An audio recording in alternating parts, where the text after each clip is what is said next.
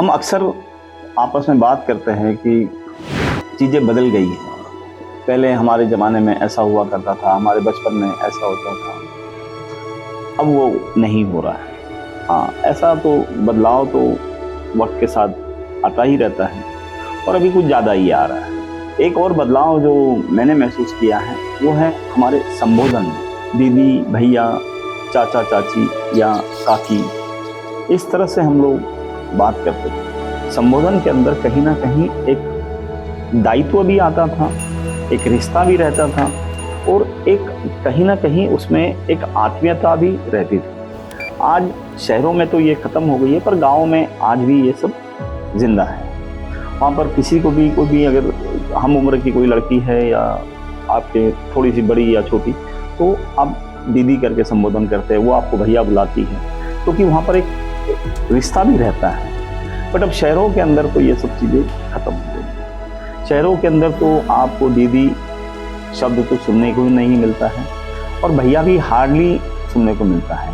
या कहीं पर इस तरह से कहीं कोई चीज़ खरीद रहे हैं, तब वहाँ पे बोलेंगे कि भैया ये हमें दिखा दो या ये हमें दे दो, इस तरह से संबोधन करते हैं। पर साथ में हम लोग कहीं काम कर रहे हैं, हमारे कलीग्स है या हम पढ़ रहे हैं, तो वहाँ पर दीदी और भैया ये शब्द तो मुझे लगता है कि आउटडेट हो चुके हैं।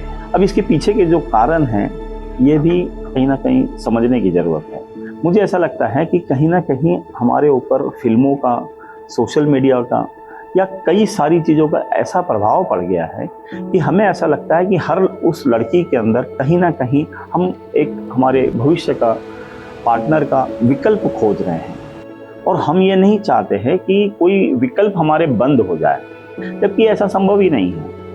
आप पूरे जीवन भर में एक या उससे ज़्यादा आप पार्टनर ढूंढ ही नहीं सकते हैं, उससे ज़्यादा होना भी नहीं चाहिए। और मुझे ऐसा लगता है कि हम दीदी किसी को बोलते हैं तो शायद उस लड़की को भी कहीं ना कहीं एक, जिसको बोलेंगे ना कि ऑफेंड हो जा रही है, वो उसे भी पसंद नहीं है।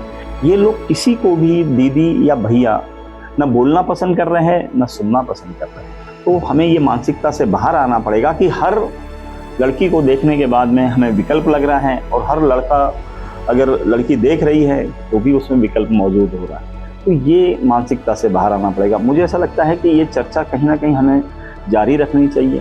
इसमें आपका क्या कहना है और आप इसको किस तरह से देखते हैं, और ये बदलाव हमारे समाज में आना बहुत ज़रूरी है।